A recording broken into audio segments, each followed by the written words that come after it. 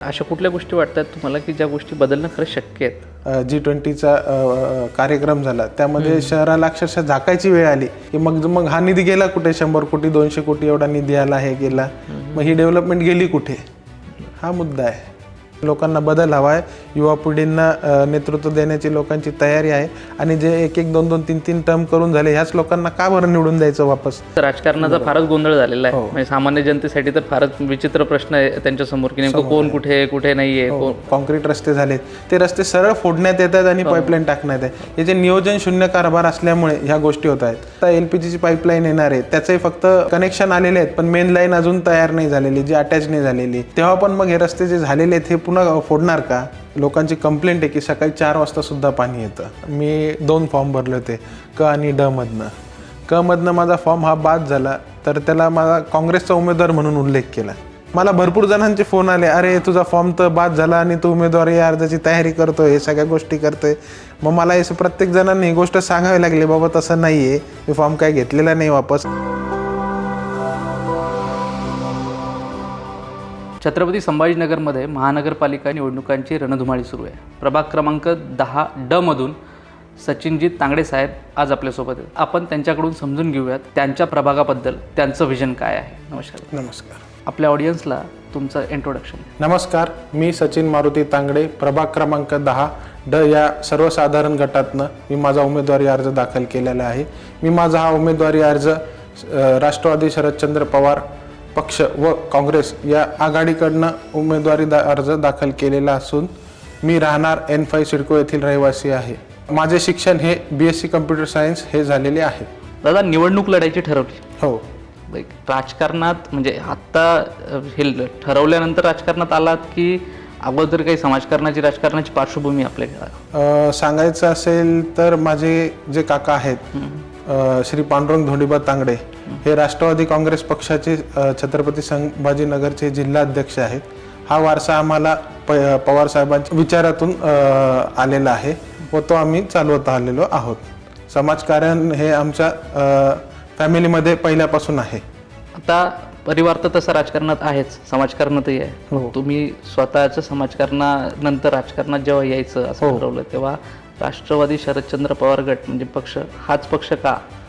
कसं आहे की फुले शाहू आंबेडकर विचाराचा राष्ट्रवादी हा पक्ष आहे, जो पवार साहेबांनी आजपर्यंत महाराष्ट्रात चालवत आणलेला आहे आणि ती संस्कृती घरात असल्यामुळे तो विचार आमच्यामध्ये पहिल्यापासून आहे.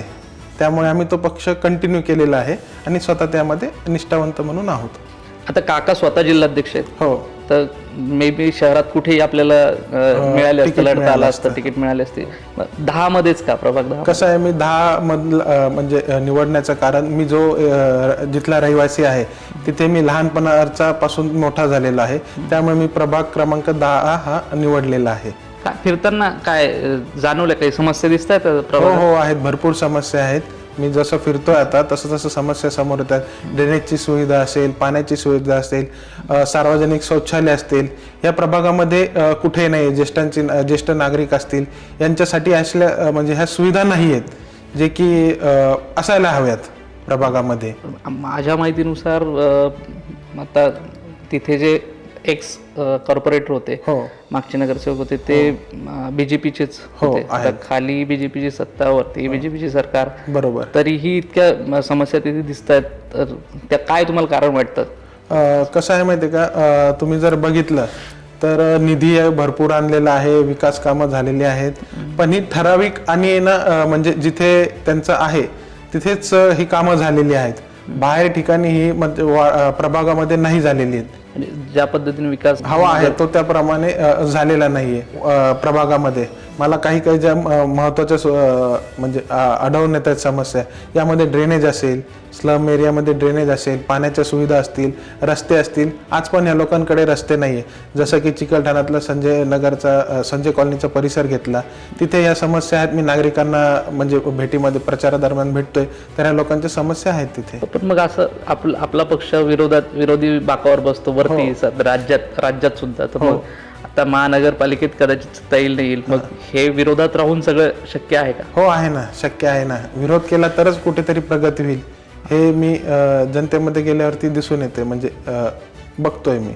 म्हणजे आत्ता प्रभाग क्रमांक 10 मध्ये आता तो जो एरिया आहे तो त्या एरियामध्ये माजी नगरसेवक जे आहेत ते BJPचे होते हो आणि वास्तविक सरकार तर BJPचेच आहे. हो म्हणजे तुमचं म्हणणं असं आहे की त्यांनी कामं नाही केली. हो जो निधी वगैरे जो त्यांनी म्हणजे दाखवला आहे तो हा कागदावरतीच आहे. जसं मी आता वॉर्डामध्ये फिरतोय तर जसं गार्डन असतील, छोटे मुलांचे प्ले झोन असतील, याची काही डेव्हलपमेंट झालेली नाही आहे जी की व्हायला पाहिजे होती.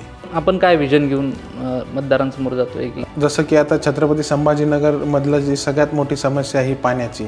आजही भरपूर ठिकाणी 8 दिवसानंतर पाणी येतं आणि मी मतदारसंघामध्ये फिरताना काही लोकांची कंप्लेंट आहे की सकाळी 4 वाजता सुद्धा पाणी येतं. अरे बाप, हां रात्रभर पाणी भरायचं म्हणून जागी राहा. हो, म्हणजे तसा लोकांचा त्रास आहे. तर तुम्ही तो बदल करणार का असा मला त्यांनी प्रश्न केलेला आहे. म्हणजे इतक्या बेसिक गोष्टी सुद्धा झाल्या नाही. झालेल्या नाही आहेत. आता लोकांचा प्रतिसाद काय? लोकांना सध्या बदल हवा आहे. सध्याची जी राजकीय पार्श्वभूमी बघता जे आता सध्याचं राजकारण चालू आहे हे तर तुम्हाला म्हणजे सगळ्या छत्रपती संभाजीनगरच्या सगळ्यांना माहिती आहे की काय चालू आहे. तर लोकांना नवीन नेतृत्व, युवा नेतृत्व हे पाहिजेल आहे. आता तुम्ही म्हटलं तसं राजकारणाचा फारच गोंधळ झालेला आहे. म्हणजे सामान्य जनतेसाठी तर फारच विचित्र प्रश्न आहे त्यांच्या समोर की नेमकं कोण कुठे कुठे नाहीये, कोण काय, म्हणजे काहीही कळत नाही. नाही. तर आता झालंय म्हणजे महाराष्ट्रात तर आता न्यूजमध्ये जसं ऐकतो आपण बातम्यांमध्ये की 70च्या वर नगरसेवक बिनविरोध निवडून आले. तर हे या राजकारणाकडे आपण कसं पाहता? तुम्हाला आता सांगायचं झालं तर माझा स्वतःचा प्रभाग क्रमांक 10 यामधनं पत्नीला सुद्धा उमेदवारी आहे आणि पतीला सुद्धा उमेदवारी आहे. एकाच घरामध्ये पक्ष सुद्धा एकच आहे. त्यावरनं तुम्ही स्थिती जाणू शकता की सध्याचं वातावरण काय आहे. आता एकाच घरात 2-2 उमेदवारी मिळत आहेत. म्हणजे राजकीय दृष्ट्या स्ट्रॉंग असलेले लोक कॅन्डिडेट आहेत. तर मग त्यांचा सामना कसा करणार? कसं आता आपण सर्वसामान्यामधनं आलेलो आहोत तर सर्वसामान्य नागरिक हे आपल्या सोबत आहेत. त्या मतदारांवर विश्वास ठेवून आपण हे निवडणूक लढवत आहोत. सर्वसामान्य मतदारांमध्ये जेव्हा तुम्ही फिरताय, आता जसं तुम्ही म्हटलं की तुम्ही सर्वसामान्य फॅमिलीतून आलात, आता हा जो मतदारसंघ आहे प्रभाग 10 जो आहे त्याच्यात मिक्स बऱ्यापैकी आहेत. म्हणजे थोडा स्लम एरियाही आहे बऱ्यापैकी, उच्चभ्रू लोकांची वस्ती आहे. तर आता या सगळ्या लोकांना एकत्र अपील करता येईल किंवा एका वाटेवर आणता येईल यासाठी तुम्ही त्यांच्यासमोर काय घेऊन जाताय? कसं आहे की माझ्या प्रभागात जो आहे प्रभाग क्रमांक 10 यामध्ये उच्च शिक्षित लोकही आहेत. जसा की N1चा भाग झाला, चौधरी कॉलनी झाली, तिकडे N7 झालं, अयोध्यानगर झालं, हा एरिया आहे. ह्या एरियांशी म्हणजे मी सर्वसामान्य असल्यामुळे मी ह्या सगळ्यांना सोबत घेऊन चालू शकतो. त्यामुळे मी तो प्रयत्न करेल की सगळे सोबत घेऊन चालेल. बरं, हा पाण्याचा जो प्रश्न आहे हा म्हणजे स्लम एरियातही तितकाच आणि तुमच्या थोड्या उच्चभ्रू एरियातही तेवढाच आहे सर. आता पाण्याच्या प्रश्नाबाबतीत म्हणजे हा फारच सामान्य प्रश्न आहे खरं तर. म्हणजे प्रत्येक घरात प्रत्येक स्त्रीशी रिलेटेड येणारा प्रश्न, म्हणजे खरं तर तो प्रत्येकाचाच रिलेटेड विषय आहे. पण काय वाटतं की याच्यासाठी खरं जबाबदार कोण आहे? माननीय शंकरजी चव्हाण साहेबांनी जेवढा कालावधीमध्ये आपलं जे छत्रपती संभाजीनगरमध्ये पैठणचे जे जायकवाडी धरण बनवलेलं आहे त्या काळामधनं जेवढ्या वेळेत धरण बनलं त्या काळामध्ये अजून आपल्या छत्रपती संभाजीनगरला समांतर पाईपलाईन यायला लागल्या आणि अजूनही त्याची टेस्टिंगच चालू आहे. फक्त जॅकवेलचं काम बऱ्यापैकी झालेलं आहे, टेस्टिंग चालू आहे. तरी अजून तेवढा कार्यकाळ पाण्याला यायला लागतोय. आणि जे जलकुंभ बनवणार होते ते अजून त्याचे म्हणजे जेवढ्या टाक्यांचं आश्वासन होतं त्यातल्या काहीच टाक्या पूर्ववत झालेल्या आहेत. येणाऱ्या अजून किती वेळ लोकांना वाट पाहायला लागला असं मला वाटतं पाण्यासाठी? मला असं वाटतं सध्याच्या परिस्थितीवरनं ॲटलिस्ट 2 वर्ष तरी लागतील सगळं सुरळीत व्हायला. म्हणजे हे सरकारमध्ये राहिले तर. हो. आणि आपण आलो तर काय आपण जनतेला सांगू शकतो की आपण आपलं सरकार आलं तर आपण किती तीव्रतेने त्या कामाचा पाठपुरावा, आपण त्या गोष्टीचा फॉलोअप घेऊन पाठपुरावा करून आपण जितक्या लवकरात लवकर होता येईल त्यामागे आपण लागू. आता एकंदरीतच हे सर्व जेव्हा तुम्ही लोकांमध्ये जाताय फिरताय, तुम्हाला समस्या लोकांच्या लक्षात येत आहे, तुम्ही त्याच्यावरती आज लोकांना सांगताय की आम्ही हे करणार ते करणार, उद्या महानगरपालिकेत सरकार आपली सत्ता आली तर अशा कुठल्या गोष्टी वाटतात तुम्हाला की ज्या गोष्टी बदलणं खरंच शक्य आहेत? कसं आहे आता जे सध्याच्या जे स्थितीमध्ये जे शहराचं डेव्हलपमेंट चालू आहे तुम्ही बघत असेल, समांतरची जी पाईपलाईन टाकण्यात येते, जे शहरातले जे रस्ते आहेत जे चांगले डेव्हलप झालेले होते की जे लोक झाल्याच्या नंतर भरपूर लोक म्हणजे त्या आनंदित होते की रस्ते झालेत बाबा, आता कॉन्क्रीट रस्ते झालेत, ते रस्ते सरळ फोडण्यात येतात आणि पाईपलाईन टाकण्यात आहे. याचे नियोजन शून्य कारभार असल्यामुळे ह्या गोष्टी होत आहेत. जसं की आता LPGची पाईपलाईन येणार आहे त्याचंही फक्त म्हणजे कनेक्शन आलेले आहेत पण मेन लाईन अजून तयार नाही झालेली, जी अटॅच नाही झालेली, तेव्हा पण मग हे रस्ते जे झालेले आहेत हे पुन्हा फोडणार का? याला नियम वगैरे नसतात का की नियम आहेत पण याची प्लॅनिंग व्हायला पाहिजे. प्लॅनिंग जर झाली, त्याचा जर पाठपुरावा झाला तर ह्या गोष्टीचं आपल्याला समस्या निराकरण करता येईल. निवडणूक चिन्ह द्यायचं नाहीये तुम्ही बघितलं खरं आहे का ते? खरं आहे. आता तुम्ही माझंच उदाहरण घ्या. मी 2 फॉर्म भरले होते, क आणि ड मधनं. क मधनं माझा फॉर्म हा बाद झाला तर त्याला माझा काँग्रेसचा उमेदवार म्हणून उल्लेख केला. मग तो एक्स्ट्रा भरलेला फॉर्म होता तो एक्स्ट्रा डमी फॉर्म भरलेला. त्याच्यामुळे ठीक होतं. पण मग आता असं जर ऍक्च्युली झालं असतं तुमच्या बाबतीत तर मग काय उमेदवारी म्हणजे पक्षच बदलून टाकलाय माझा. हे प्रशासनाचं म्हणजे निवडणूक आयोगाची चूक होती. आता हे कसं तुम्ही निवडणूक आयोगाची चूक म्हणू शकता किंवा प्रिंट मीडियाची चूक म्हणू शकता. आणि मी काय तिथपर्यंत गेलो नाही कारण की मला निवडणूक लढवायची आहे, मला विरोध नाही करायचा आहे. मला भरपूर जणांचे फोन आले, अरे तुझा फॉर्म तर बाद झाला आणि तू उमेदवारी अर्जाची तयारी करतोय, हे सगळ्या गोष्टी करतोय. मग मला हे प्रत्येक जणांनी ही गोष्ट सांगावी लागली, बाबा तसं नाहीये, मी फॉर्म काय घेतलेला नाही वापस. अर्ध्या लोकांना वाटलं की मी फॉर्मच वापस घेतलाय. सगळ्या थोड्या थोड्या गोष्टींनी पण फरक पडतो ना, म्हणजे 100% फरक पडतो. आता मला जवळपास माझ्या सगळ्या लोकांची फोन आले की तू फॉर्म वापस घेतलाय. म्हणजे ही वेगळ्याच पद्धतीचं वेगळ्याच. मग मला त्यांना समजून सांगावं लागलं की बाबा नाही, मी तो 2 फॉर्म भरले होते. मग ते म्हणे पक्षाचा उल्लेख नाही कुठेच, काँग्रेस म्हणून उल्लेख आहे. मग तू तर पक्षाचा आपला राष्ट्रवादी काँग्रेस शरदचंद्र पवार पक्षातून तू एबी फॉर्म घेऊन फॉर्म भरलेला आहे. या सगळ्या गोष्टी एका मागे घडत गेल्या पण मी त्याकडे दुर्लक्ष करत गेलो. आता असं प्रचार करताना पण येते काही अडचण येते? नाही, सध्या तर अजून तर नाही आली. पहिलीच निवडणूक आहे, आपण पहिल्यांदाच लोकांसमोर जातोय. बरोबर. तर असं वाटत नाही का समोरचे जे आहेत ते राजकीय थोडेसे स्टेबल किंवा आधीपासून राजकारणातले आहेत, तर मग त्याचा काही परिणाम होतोय? परिणाम म्हणण्यापेक्षा त्यांना माझ्यापेक्षा थोडा अनुभव आहे, पण मी नवीन असल्यामुळे, युवा असल्यामुळे मी या समस्येवर सुद्धा मी मात करेन. लोकांच्या बोलण्यातनं काही जाणवतंय का तसं? हो, 100% जाणवते. लोकांना बदल हवा आहे, युवा पिढींना नेतृत्व देण्याची लोकांची तयारी आहे. आणि जे 1-1, 2-2, 3-3 टर्म करून झाले, ह्याच लोकांना का बरं निवडून द्यायचं वापस, असंही लोक विचार करतात. लोक सॅटिस्फाईड नाही आहेत. यावेळेस म्हणजे लोकांचा कल वेगळाच आहे. तो मतदानाच्या दिवशी मतदानातून दिसून येईल. जसं की आता मी माझ्या प्रभागात फिरतोय, मी जिथनं उमेदवारी अर्ज भरलेला आहे, प्रभाग 10 मधनं. तुम्हाला माहीत असेल सुकना नदी आहे आपल्या छत्रपती संभाजी. त्या नाल्याजवळ जर गेलं तर तो नदी आहे म्हणून की नाला आहे हेच समजत नाही. लोक नदीला नाला म्हणतायत. पोल्युशनवाल्यांनी याच्यावरती काहीतरी कंट्रोल आणायला पाहिजे. मग त्याला क्लिअर करता येत नाही का? करता येईल ना, त्यासाठीच तर आपण प्रयत्न करणार आहोत. आत्ता प्रचारात तुम्ही फिरत असताना किंवा तुमचे वचननामा वगैरे सगळ्या गोष्टींमध्ये बघितलं, एक स्मार्ट प्रभाग म्हणून उल्लेख आहे 1-2 जागेवरती. तर काय तुमच्या दृष्टीतून तो स्मार्ट प्रभाग? स्मार्ट सिटीचा माझा जो विजन आहे की बा स्मार्ट सिटी असावी. जसं की मी प्रभागात फिरताना कुठे मला CCTV कॅमेरे दिसले, ते CCTV कॅमेऱ्याची व्यवस्था करायचा माझा प्रयत्न आहे. त्यामधनं सुरक्षिततेचा प्रश्न हा आपला बऱ्यापैकी सॉल्व्ह होईल.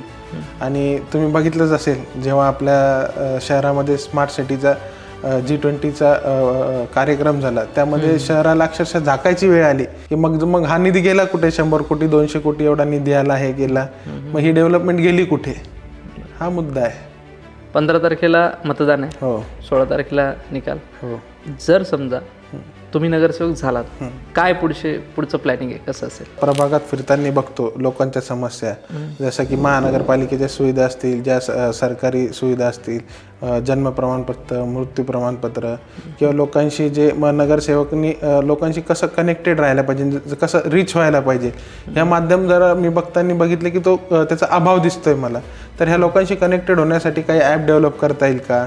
प्रभागामध्ये प्रभागात कॉलन्याप्रमाणे काही ॲप डेव्हलप करून त्यांच्या समस्या 24 तास कंटिन्यू त्याच्यावरती येतील आणि त्या समस्येचं निरासन मला करता येईल चांगल्या प्रकारे. हे अशी माझी संकल्पना माझ्या मनामध्ये आहे. त्या व्यतिरिक्त काही वेगळे उपक्रम हाती घेण्याचा तुम्ही विचार केला आहे का? कारण तुमच्या प्रभागाला जोडूनच MIDC एरिया येतो. जसं की आता माझा चिकलठाणा MIDC एरिया हा माझ्या प्रभागामध्येच येतो. जसं स्थानिक कचऱ्याचे प्रश्न असतील, दुर्गंधी असतील, कंपन्यांचे पोल्युशन असेल, ह्याकडे मी जाणीवपूर्वक लक्ष देऊन लोकांना त्यातनं कसं बाहेर काढता येईल तो मी प्रयत्न करेन.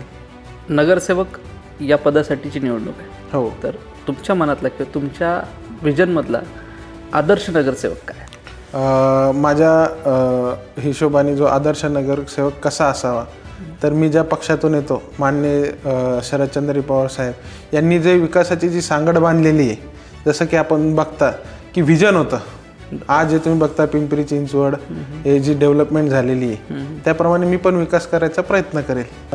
आदर्श नगरसेवक हा जनतेचा सेवक असावा की कॉन्ट्रॅक्टर ठेकेदार हे असू नये. आता तुम्ही आमच्याच प्रभागामध्ये बघा की जसं मागच्या निवडणुकीच्या वेळेस संपत्तीचा जो विवरण दिलेला होता आणि आजच्या जर तुम्ही विवरण बघितलं स्थापत्य आणि जंगम मालमत्तेचं, त्यामध्ये जवळपास 10 पटाची वाढ झालेली आहे.